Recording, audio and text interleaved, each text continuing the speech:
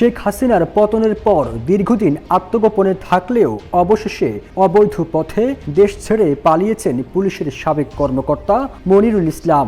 বর্তমানে তিনি ভারতের রাজধানী দিল্লিতে অবস্থান করছেন। তবে কিভাবে সেখানে গিয়েছেন সেটি স্পষ্ট না করলেও দেশ ত্যাগ করার কথা নিজেই গণমাধ্যমকে জানিয়েছেন তিনি। যদিও এর আগে 18 সেপ্টেম্বর পুলিশের সাবেক এই কর্মকর্তা গণমাধ্যমকে জানিয়েছিলেন, আমি পালিয়ে যাইনি, পালাবো না, আমি দেশেই ছিলাম, দেশেই আছি, ভবিষ্যতে দেশেই থাকব, তবে নিরাপত্তার স্বার্থে সরকারি বাসায় ফিরছি না।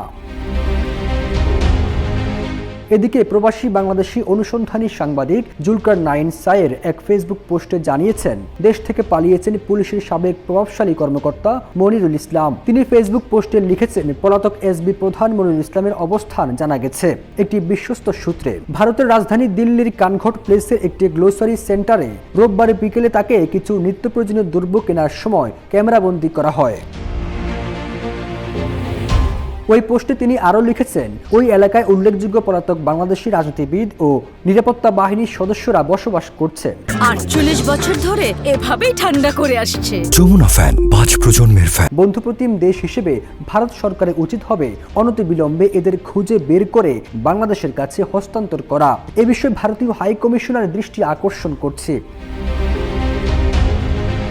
কোটা সংস্কার আন্দোলন দমনে প্রধানমন্ত্রীর কার্যালয় থেকে 25 কোটি টাকা আনার অভিযোগ ওঠার পর সমালোচিত এই কর্মকর্তা গত 18 সেপ্টেম্বর একটি গণমাধ্যমকে জানান, আমি পালিয়ে যাইনি, পালাবো না, আমি দেশে ছিলাম, দেশে আছি, ভবিষ্যতে দেশেই থাকব, তবে দীর্ঘদিন জঙ্গি বিরোধী কার্যক্রমে যুক্ত ছিলাম। 5 আগস্ট সরকার পতনের পর অনেক সন্ত্রাসী জঙ্গি জামিনে মুক্তি পেয়েছেন, যাদের আমি নিজের হাতে গ্রেপ্তার করেছিলাম। তারা আমাকে এখন হুমকি দিচ্ছে।